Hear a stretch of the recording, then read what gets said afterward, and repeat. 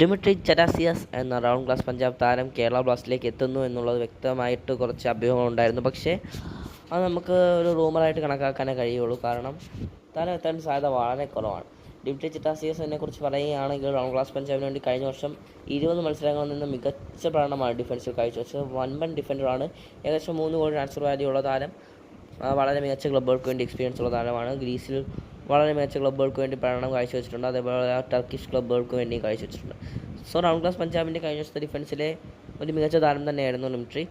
ഇപ്പോൾ ഡിമിട്രി കേരള ബ്ലാസ്റ്റേഴ്സിൽ വരുമെന്ന് പറയാൻ കാരണം ലെസ്കോവിച്ച് ക്ലബ്ബ് വിട്ടതോടെയാണ്. ലെസ്കോവിച്ചിൻ്റെ അഭാവത്തിൽ മികച്ച ഡിഫൻഡറിൻ്റെ ആവശ്യം കേരള ബ്ലാസ്റ്റേഴ്സിനുണ്ടായിരുന്നു. സോ കൊണ്ടുവരുമെന്നൊക്കെ പറഞ്ഞു. But it's just an rumour. കാരണം ഇത് നടക്കാനുള്ള സാധ്യത വളരെ കുറവാണ്. കാരണം ഇത് നടക്കില്ല. ഈ ഒരു സൈനിങ് ഒരിക്കലും കേരള ബ്ലാസ്റ്റേഴ്സ് നടത്തില്ല. കാരണം കേരള ബ്ലാസ്റ്റേഴ്സ് ഇപ്പോൾ ISL നിന്ന് പുറത്തുള്ള താരങ്ങളാണ് നോക്കുന്നത്. ISL എക്സ്പീരിയൻസ് ഉള്ള താരങ്ങളെ സ്വന്തമാക്കാൻ സാധ്യത വളരെ കുറവാണ്. വീഡിയോ ഇഷ്ടപ്പെട്ടാൽ പ്ലീസ് സബ്സ്ക്രൈബ് മൈ ചാനൽ.